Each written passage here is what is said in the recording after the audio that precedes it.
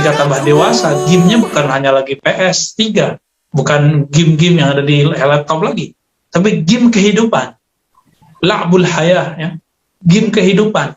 Itu lebih pusing lagi kalau kita pakai ini. Jadi kenapa ada orang stres di dunia? Karena dia hidup cuma pakai ini. Terima kasih Buya Dr. Ar-Raji Hasim atas ilmu yang begitu luar biasa. Game kehidupan. Bisa jadi ada orang lain yang memiliki atau menjalankan game kehidupan. Tetapi satu-satunya manusia yang menjalankan game kehidupan maha sempurna hanya terjadi kepada Juan Siregar. Bukan karena kehendak pribadi, tetapi maha kuasa Allah yang membuatnya terjadi. Betul, berawal dari cita-cita kecil. Ingin mensejahterakan keluarga, menghidupi keluarga. Setelah itu tercukupi, ternyata ingin mensejahterakan bangsa, ingin membangun bangsa. Itulah kenapa tanggal 22 Februari 98 Juan Siregar telah menulis pengantar jenazah Juan Siregar ke liang kubur adalah Jenderal, Gubernur, Ulama, Menteri, Kiai. Semua masyarakat berduyun-duyun mengiringinya. Menurut logika, tentu tulisan itu mustahil. Anak kos, karyawan rendahan, bisa apa? Bagaimana mungkin bisa berhubungan dengan jenderal, gubernur, ulama, menteri? Tetapi di dalam hati terdalam, di dalam ruh penyempurna, memang berkehendak untuk mengubah negeri ini, untuk mengubah dunia menjadi bagai surga. Dan karena niat suci itu telah dituliskan dan tentu Allah terima, Allah sendirilah yang memperjalankan jasad ini hingga bisa menulis buku panduan bagaimana mewujudkan Indonesia kiblat prestasi dunia dan bagaimana membuat dunia ini, semua manusia di muka bumi memeluk agama Allah. Itulah game kehidupan maha sempurna.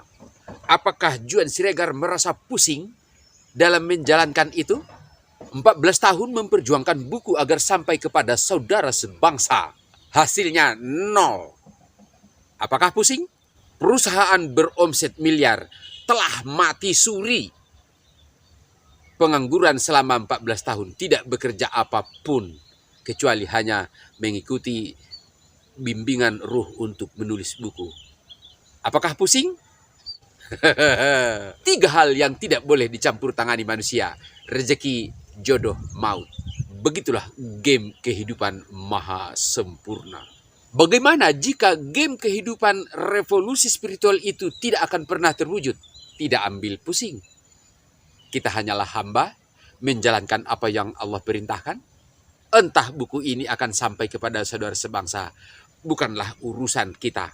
Tetapi ketika Allah berkehendak ini sampai kepada seluruh bangsa Indonesia, Dia hanya berkata kun fayakun. Bisa jadi melalui media sosial ini seperti Norman Kamaru langsung dikenal dalam sehari. Tentu mengenal buku revolusi spiritual dalam sehari tidak akan pernah berhenti sampai hari kiamat sekalipun. Karena isinya adalah Al-Quranul Karim dan panduan mengubah manusia untuk menjadi kekasih Allah. Begitulah buku revolusi spiritual. Wujudkan Indonesia kiblat prestasi dunia. Di dalamnya ternyata ada buku satu lagi, buku dalam buku.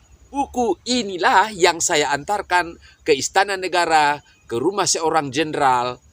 Buku yang tanpa judul di cover depan maupun belakang, kecuali hanya gambar strategi membangun bangsa. Baru di halaman berikut kita bisa melihat judul buku itu, Rahasia Iman, Love Track Menuju Kekasih Allah.